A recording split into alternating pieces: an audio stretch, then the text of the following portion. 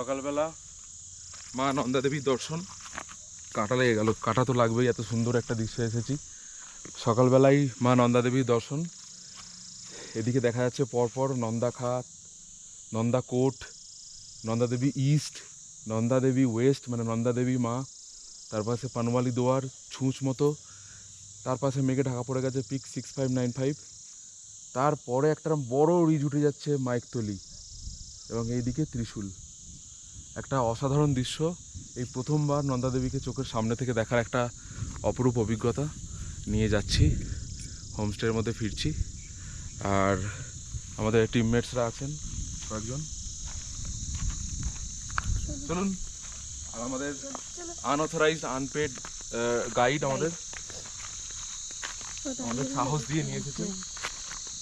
চলো চলো চলো চলো চলো চলো চলো চলো চলো